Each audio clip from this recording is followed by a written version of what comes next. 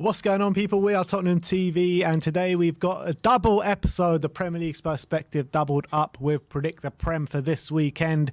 Very lucky you guys get a double episode today amongst all the other content we're bringing you guys today. But obviously we're going to be reviewing all the games that happened in the midweek. We had our predictions as well. The way the scoring works, it's 5 points for a complete correct scoreline, 3 points for a correct result on both teams to score, 1 point for a correct result on the star man as well, which is 2 points for a goal or 1 point for an assist. The current scores between me and Sim are 372 to Simeon to 358 to me. And let's see what happened during midweek. In the first game we're going to talk about is Liverpool against Manchester United, which finished 4-0 to Liverpool on the day. Sim went 3-0. I went 4-0. So Sim gets 3 points for that one. I get a 5-pointer. So clawed a few points back on that one, but I mean, it was just complete one-way traffic this game, wasn't it? Started after what, 3 minutes? Yeah. Luis Diaz. I mean, they were all at sea from the minute one, pretty much. Man United. You know, you thought they would at least show some sort of guts and passion in this game, but they were all over the place, and it started literally from the first whistle. The goal. I mean, it was how easy was that goal they scored? Literally opened up like the Red Sea. They were for that opening goal. It was unbelievable, and they went from strength to strength from then on. Obviously, Salah getting a couple of goals. I thought his first goal was a brilliant one-touch team move as well. What a goal that was. Thiago was pulling the strings, and United were all over the place. Thiago, man, he just controls things in that middle of the park. And obviously, in this game, Mo Salah getting complete back to form as well. 2 goals and an assist. Yeah, so I thought especially his first goal was brilliant. Obviously, I think Mane scored the third. But what was it? Pogba. They went 1-0 down. I swear, Pogba was just like, I can't be bothered for this anymore. He's like, I'm done. And he just walked off after 5 minutes. Checked out Old Trafford. I think Rangnick confirming he's played his last game pretty much, because he said he's going to be out for a month. So I don't think he's coming back this season. So he probably has played his last game for Man United. But it just had that vibe. Like, they went 1-0 down after 3 minutes, and after 7 minutes, like, Pogba just walking off the pitch. Like, he's done. It was like, he probably just thought, I can't be bothered for this. Ridiculous, to be honest. But anyway, so yeah, that's just 5 points for me, 3 points to Sim. Let's move over to Stamford Bridge, where it was Chelsea against Arsenal. Finished 4-2 to Arsenal on the night. You went 3-1, I went 2-0, but how wrong were we? I mean, I got the 2 Chelsea goals right. I just didn't predict Arsenal to score 4. Yeah, and, you know, we probably didn't expect Christensen to play a lovely through ball to Eddie Nketiah to score. You probably didn't expect Nketiah to be tackled twice inside the box and still end up scoring. And you probably didn't expect Saka to pull down Azpilicueta and get a penalty, so it's understandable. But look, but apart from that, I was nearly spot on then. But to be fair, Arsenal did exploit however bad Chelsea were. And you've got to give them credit for that. They kept coming back after Chelsea were pegging them back after taking the lead.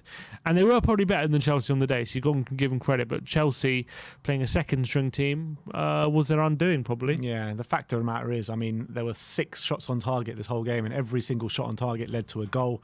I don't think Arsenal created that much throughout the day. I thought that they were looking more creative than Chelsea. They were, but still, there was. I mean, if Arsenal came up against a proper outfit on the day, I think they wouldn't have won the game. I think Chelsea literally just lay down for them and just creating so many mistakes for themselves. I think both teams were making loads of mistakes, they were. And Arsenal just made the most out of the ones Chelsea made, than vice versa. Yeah, exactly.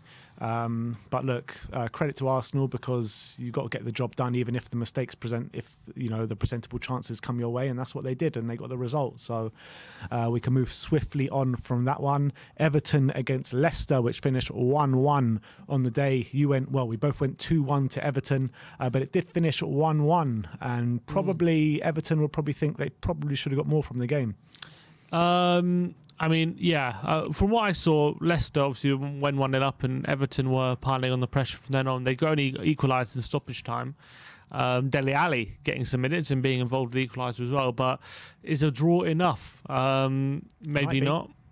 Maybe. I mean, we'll see. But you know, seeing as Burnley's result later we'll go into, but you know, they got some very tough games coming up, don't they? Liverpool away next, and then I can't remember Chelsea, who else. Chelsea, and Leicester. So Leicester again. Yeah. So they're not easy for Everton. And this is a game they probably earmarked as potential 3 points at home to a Leicester side who've got European things to think about. So not the great result, but at least they got a point out of it, and another goal for Richarlison. Yeah. So neither of us get a point for that one. Let's move on to Newcastle against Crystal Palace. Finished 1-0 to Newcastle, which kept up their stunning home form under Eddie Howe. You went 2-1 to Palace. I went 2-1 to Newcastle, so I get a point there. I didn't see much of this game, to be honest, but I heard Newcastle were good value for their win. Yeah, they were the better team. Palace seemed a bit subdued. Zaha struggled to get in the game. And Almiron scored a brilliant goal, didn't he? And brilliant goal. Yeah, really nice goal. First goal in a while as well. So, yeah, I mean, credit to Newcastle keeping that run forward as well. And I mean, it was a bit of a game that both teams didn't seem to have much to play for. But I think Palace will be a bit disappointed how little they troubled Newcastle in this one. Yeah, definitely. Let's move on to Manchester City against Brighton. We finished 3-0 to Brighton on the day. Sim went 2-0. I went 3-0. So Sim gets 3 points. I get another 5-pointer for this one. And Man City stopping Brighton finally too. After that Arsenal and Tottenham game, they come crashing back down to earth here at the Etihad. Yeah. It was a obviously, to be fair, they struggled quite a bit. It took them a while to break the deadlock. Yeah, they did. And actually, Brighton were not exactly hurting Man City or causing them trouble, but they were kind of strong. Yeah, they were frustrating them. And it was tough for Man City to break them down. They did get, to be fair, you could argue 2 big strikes of luck. To get in a 2-0 lead, 2 big deflections, one from Mahrez and one from Foden. But you could also argue, you make your own luck in this sport, and they had to be in the positions. But fair play to Man City.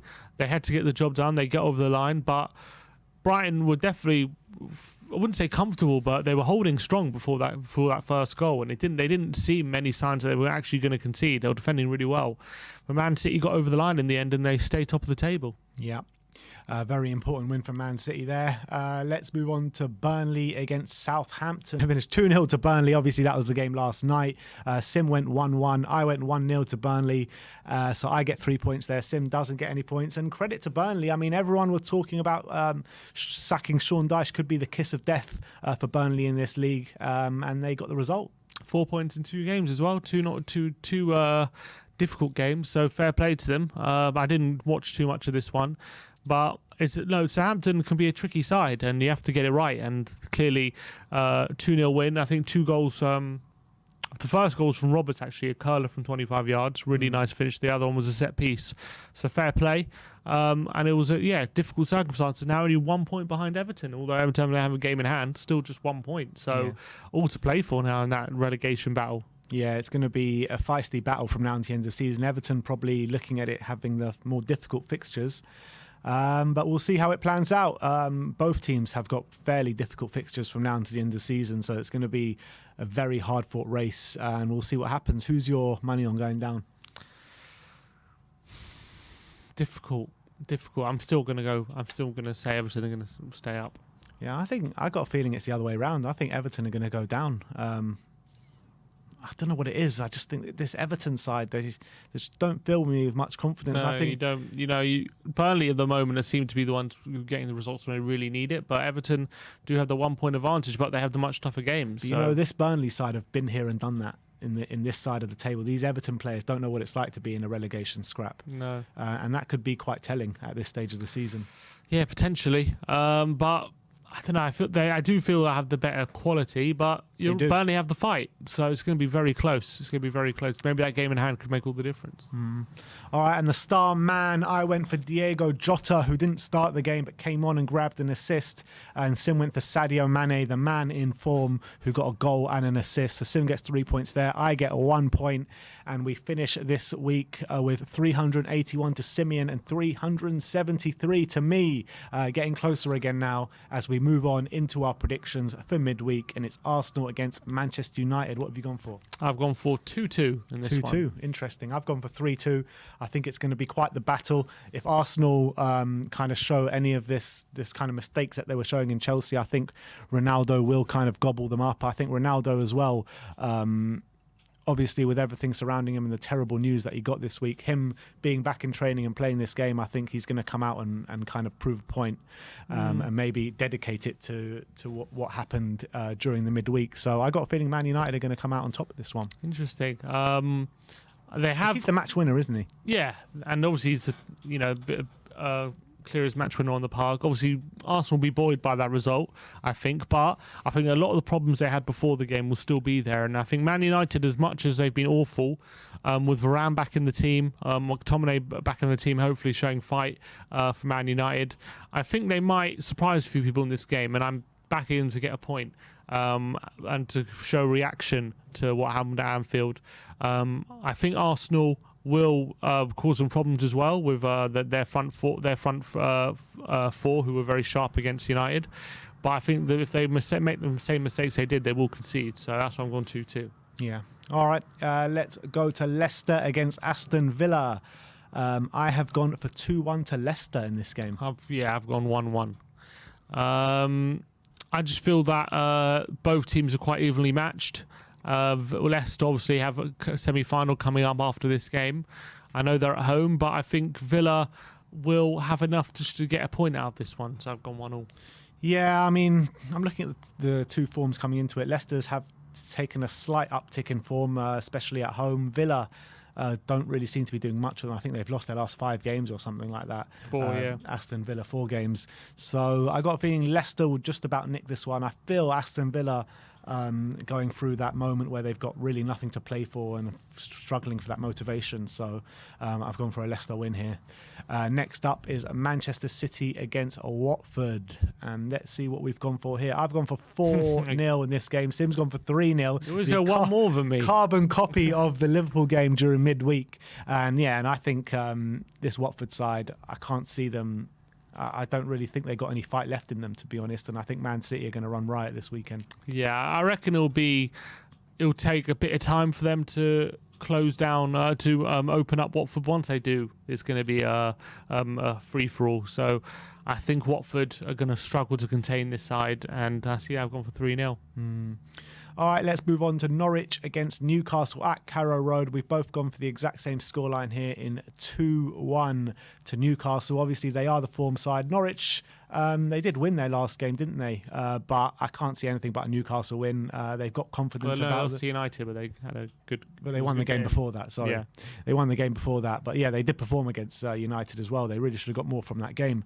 But Newcastle, they're playing really well at the moment. I mean, they're playing better at home than away. But against this Norwich side, I think Newcastle will just about get the win. Yeah, they're on the run of 3 wins on the bounce, but they all are at home for Newcastle. But Norwich, as much as they are showing a bit of fight, it's not going to be enough. And I think, again, they'll have enough fight to get a goal, but I think the eventual loss will come, and I think Newcastle will continue their momentum. Let's move on to Brentford against Spurs this weekend. And again, we've both gone for the exact same scoreline. I went with more with my heart, with my head this one. I think it could very well be a draw this weekend, but I want to stay confident and stay positive, so I've gone for a 2-1 Spurs win. We've got the firepower to hurt them. Let's just hope that we're at our creative best, because in the last game, we just need to respond from our last game and pick ourselves up. Yeah, it's going to be a tough game, man. It is going to be a very difficult game with the form Brentford are on and the way they play. But we have the quality, and I've just got to hope it shines through. We got to hope that we come into this game willing to fight and willing to make sure that Brentford don't gain control of it. And if we do that, we might well come away with 3 points. So I've just gone for us to scrape a 2-1. All right, let's move over to the Sunday games. Brighton against Southampton. And again, we've gone for the exact same scoreline in 1-0 to Brighton. I think Southampton have checked out for the season pretty much. I know they won against Arsenal last week, but I do think Arsenal deserved more out of that game. They had a lot of good chances. Fraser Forster really keeping them in the game that day.